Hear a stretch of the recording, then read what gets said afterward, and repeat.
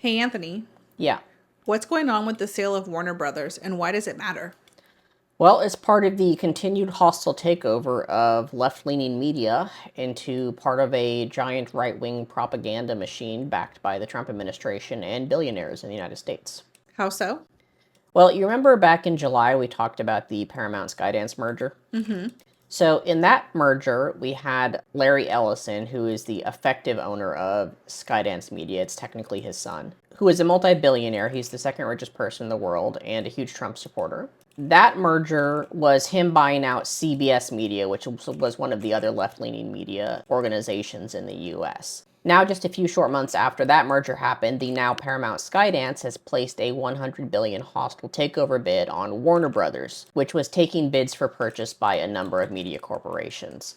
Now, just to be clear, none of these bids would have been particularly good for U.S. consumers. All of these corporations are already so huge that it almost doesn't matter which one purchases it, but Paramount Skydance purchasing it is particularly bad for a number of reasons. To start with, Paramount Skydance itself doesn't have the money for a $100 billion bid after the financial woes of Paramount that caused it to be bought out in the first place, and the recent cost of the actual merger itself. So when Paramount and Skydance is placing this $100 billion bid on Warner Brothers, they're doing so with money from Jared Kushner's private investment fund. Jared Kushner is President Trump's son-in-law. They're doing so with money from Middle Eastern sovereign wealth funds that support the Trump administration, and from the Ellison family directly. And remember, they are huge supporters of the Trump administration. If this deal goes through, it would be one of the largest media mergers in U.S. history, and the combined studios would have greater television market share than Disney, which is the current market leader. Most importantly to all of this, we have recently found out that Larry Ellison had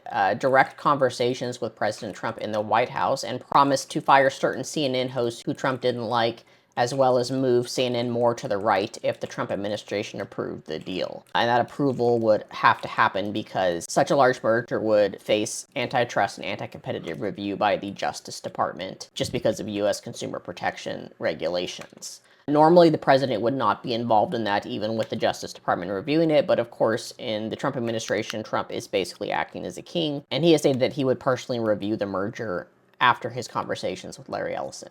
So what we're left with is the world's second richest man bribing the president of the United States to support his hostile takeover and consolidation of U.S. left-leaning media into what will effectively be a state-backed right-wing media network. And considering that Trump allies and other billionaires like Rupert Murdoch already own a significant portion of other major news sites and newspapers in the U.S., including supposed left-leaning ones like the New York Times and Washington Post, what we will be left with is effectively the death knell of American media as the fourth estate in the United States system of checks and balances. And considering that media control is one of the hallmark signs of authoritarian governments, this will also be just another step in the country's descent into fascism.